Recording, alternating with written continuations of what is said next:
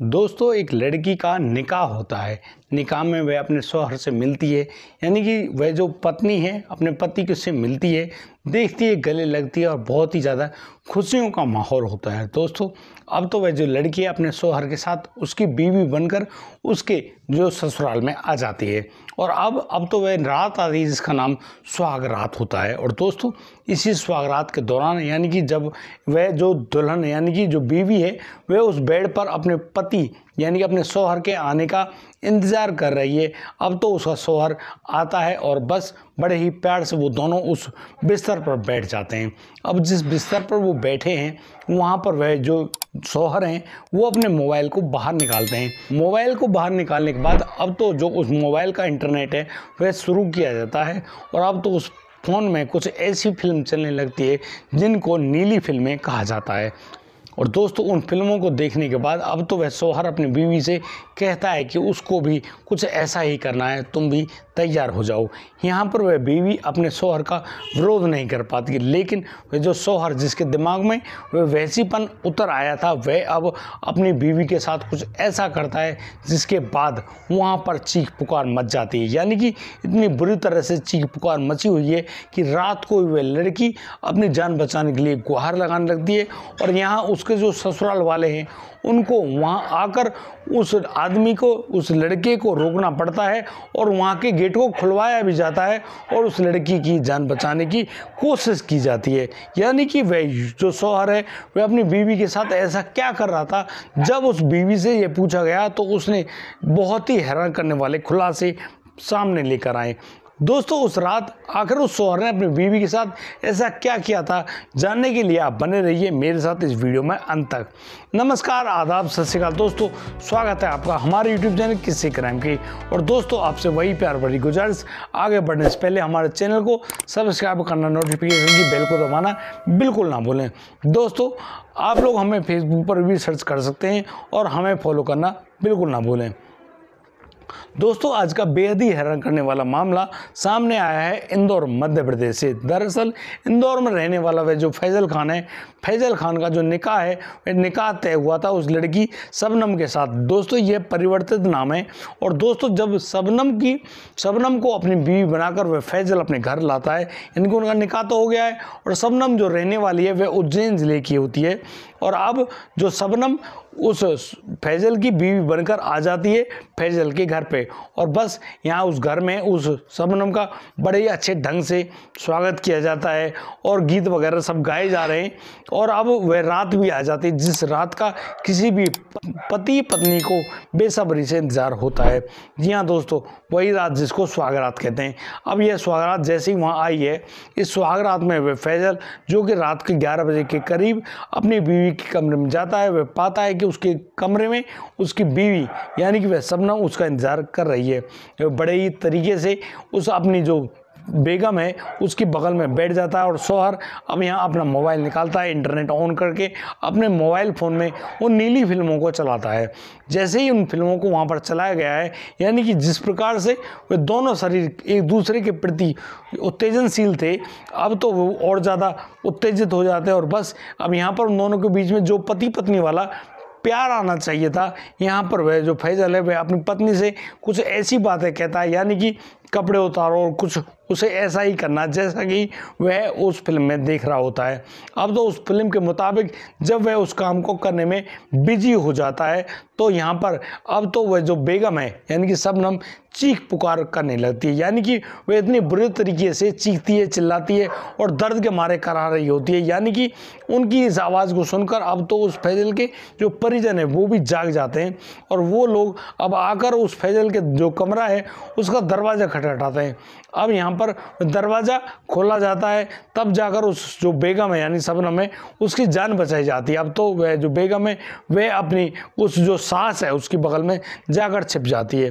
दोस्तों, यहाँ पर फैजल ज़्यादा कुछ नहीं कहता है, सब शांत हो जाता है। लेकिन अगले दिन फिर यही काम, यानी कि इस पूरी प्रताड़ना को झेलते झेलते शबनम को करीब 6 दिन गुजर जाते हैं। इन 6 दिनों में वह जो शौहर है वह उस लड़की के साथ कुछ इतना बुरा करता है, यानी कि आप उनके बारे में जानकर वाकई में हैरान रह जाएंगे, क्योंकि यहाँ पर वह जो शौहर है वह उस बेगम को निर्वस्त्र करता है और फिर उसको उल्टी सीधी पोजीशन में बनवाता है और उसके साथ अप्राकृतिक संबंध भी बनाता है। अब तो वह लड़की अपने परिजनों को जब इस पूरी बात को बताती है तो उसके परिजन भी बहुत ही ज़्यादा हैरान रह जाते हैं और वो लोग अब उस लड़की की ससुराल में आते हैं और जब अपनी लड़की शबनम से मिलते हैं तो वो शबनम की हालत को देखकर वाकई में बहुत ज़्यादा हैरान रह जाते हैं। अब तो वो लोग अपनी जो बेटी है उसको अपने घर ले जाते हैं और करीब 3 महीने बाद जब वह फैजल वापस उस पत्नी को यानी कि अपनी बीवी को लेने के लिए अपनी ससुराल जाता है और उन लोगों से क्षमा यानी कि माफ़ी वगैरह मांगकर वापस जब अपनी पत्नी को अपने घर ले आता है तो यहाँ अपने घर लाने के बाद वह अपनी पत्नी के साथ फिर वही काम करने लगता है, यानी कि उसके साथ कुछ इस प्रकार के संबंध बनाने लगता है, उसको उल्टी सीधी पोजीशनों में करके निर्वस्त्र करके उनके साथ अप्राकृतिक संबंध बनाता है और तो और उनको बहुत ही ज़्यादा बुरी तरह से मारता पीटता है और उससे कहता है कि देख, अगर तूने दोबारा से इस प्रकार का पूरा कोई कदम उठाया तो तेरे साथ कुछ अच्छा नहीं होगा। लेकिन वह जो बेगम है वह बहुत ही ज़्यादा दुखी और परेशान होती है और बस उसी घर में रहती है। लेकिन कुछ दिनों बाद वह जो फैजल है वह दूसरी बीवी ले आता है, यानी कि एक ऐसी लड़की से शादी कर लेता है जो लड़की बहुत ही ज़्यादा गरीब घर की होती है और उस लड़की को अपने घर पर ही ले आता है। यानी कि अब तो उस फैजल खान की 2 बीवियां हैं और अब वह उन दोनों बीवियों के साथ यानी कि कभी उसके साथ कभी इसके साथ इसी प्रकार का काम किया करता है, यानी कि उनके साथ अप्राकृतिक रूप से संबंध बनाता है, उनको मारता पीटता है, उल्टी सीधी कंडीशन में करने के बाद बहुत ही ज़्यादा बुरी तरीके से उनको प्रताड़ित करता है। अब जब वह जो शबनम है वह दूसरी लड़की से पूछती है क्या तुम्हारे साथ भी जब ये इसी प्रकार का काम करता है, तो यहाँ पर वह लड़की भी स्वीकार कर लेती है और मान जाती है हाँ ये जो फैजल है उसके साथ भी यही करता है। लेकिन वह बहुत ही गरीब घर की लड़की है, वह अब कहाँ जाए, किसके पास अपनी पूरी जो फरियाद करे। यहाँ पर वह जो लड़की शबनम है वह अब एक ऐसा गंभीर कदम उठाती है, वह उस घर से चुपचाप निकल जाती है और सीधी पहुँच जाती है पुलिस थाने में और पुलिस थाने में जाने के बाद वह अब अपने पति के खिलाफ तहरीर लिखवाती है, उसको बताती है पुलिस को कि कैसे उसका पति उनके साथ इस प्रकार से प्राकृतिक रूप से जबरन शारीरिक संबंध कायम करता है, उनको मारता पीटता है, उनके साथ यानी कि बहुत ही गलत तरीके से उसको यूज़ करता है, साथ ही साथ उससे दहेज लाने के रूप में भी उसको प्रताड़ित करता है, मारता पीटता है। अब तो उस शबनम द्वारा लिखाई गई उस रिपोर्ट के अनुसार पुलिस अब उस फैजल खान की तलाश कर रही होती है और फैजल खान को उसकी मौसी के घर से अब तो वह गिरफ्तार भी करके ले आती है। और जब फैजल खान गिरफ्तार होके उस पुलिस थाने में आता है और जब उससे पूछताछ की जाती है तो फैजल अपने ऊपर लगाए गए सभी आरोपों को स्वीकार कर लेता है और कहता है कि हाँ उसने ये सब काम किया है। अब तो उस फैजल खान को बहुत ही बुरी कंडीशन में यानी कि उसका ढंग से रिमांड लिया जाता है, उसको बताया जाता है कि तू ऐसा काम क्यों करता है भाई, और तो और उसको निचली अदालत में पेश भी किया जाता है। वहाँ पेश करने के बाद उसको अब जेल में भेज दिया गया है। दोस्तों इस पूरे घटनाक्रम को सुनाने का उद्देश्य किसी को परेशान करना नहीं है, किसी का दिल दुखाना नहीं है।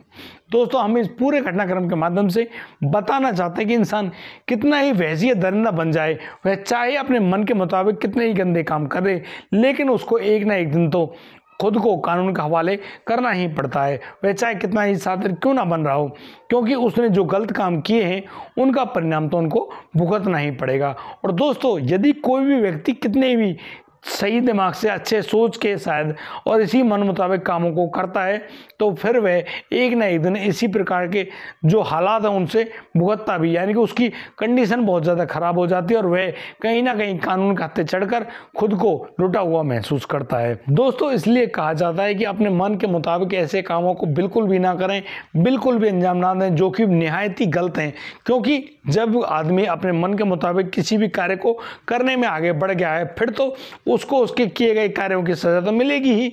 अब जब उनको सज़ा मिलती है तो फिर कहते हैं अरे भैया हमारे साथ तो बहुत बुरा हो गया, यानी कि वो बहुत सारी दलीलें देते हैं, लेकिन ये तो सब गलत है ना। अब किसी को इस मामले में दोषी क्यों ठहरा सकते हैं? जब काम आपने किया है तो उसका परिणाम भुगतने के लिए तुम्हारा बाबा आएगा क्या? ऐसा तो कभी नहीं हो सकता। काम तुमने किए भाई, भुगतोगे भी तुम ही। और दोस्तों ये बात कभी मत सोचना कि उसको आज उसने काम किया है उसको सज़ा कल ही मिलेगी, नहीं, हो सकता है 1-2 दिन बाद मिले, क्योंकि यहाँ देर है अंधेर नहीं। क्योंकि कहा जाता है भगवान के घर देर है अंधेर नहीं। हो सकता है उन कामों को पूरा होने में, यानी कि उसका पाप के घड़े को भरने में समय लग रहा हो, लेकिन जैसे वह भर जाएगा अब तो वह घड़ा खलता नहीं है भाई, फूटता है। और जब वह फूटता है ना, बड़े बड़े लोगों की हालतें ख़राब हो जाती हैं दोस्तों। इसीलिए कहा जाता है कि ऐसा काम बिल्कुल ना करें जिनकी वजह से आपको बहुत ही बुरे परिणाम भुगतने पड़ जाएं। जैसे शायद उस शबनम ने वहाँ अपने जो ससुराल में भुगते थे, यानी कि उस फैजल के दिमाग में ऐसी कौन सी बात थी जिसकी वह मज़ा लेना चाहता था। लेकिन आज के इस कली काल में बहुत से लोगों के दिमाग में ये खास प्रकार की फैंटेसी घर करे पड़ी है। और ये किसी व्यक्ति के नहीं, महिलाओं के दिमाग में भी है। वो लोग अक्सर शराब वगैरह का सेवन भी करती हैं और तो और कुछ गंदे पदार्थों का भी सेवन करती हैं, और फिर तरह तरह के अंदाज से पता नहीं यार तुम आदमी हो, पशु हो, क्या हो, क्या यही फंटेसी जीवन में रह गई है? नहीं। क्या इसी काम करने के लिए आपको मनुष्य जीवन मिला है? वो भी नहीं। यदि आपको इसी प्रकार से वैवाहिक जीवन का आनंद लेना है तो अपनी पत्नी के साथ रहिए ना। जो पत्नी आपको मिली है उसी के साथ रहिए और प्यार पूर्वक प्रेम से रहिए, संबंध बनाइए, कोई दिक्कत नहीं है। लेकिन जब आप व्यभिचार में उतरेंगे तो फिर तो आपको उसका परिणाम भुगतना ही पड़ेगा। दोस्तों, आपको वीडियो के बारे में कौन सा पार्ट अच्छा लगा, कौन सी बात अच्छी लगी, आप लोग हमें कमेंट करके बता सकते हैं। और दोस्तों, आज के लिए सिर्फ इतना ही। अब दीजिए मुझे इजाज़त, मिलता हूँ कल, लाता हूँ एक नया संजीकी मामला। तब तक के लिए आप बढ़िया रहें, बेहतरीन रहें, अपना और अपने परिवार का बखूबी ख्याल रखते रहें। जय हिंद, जय भारत।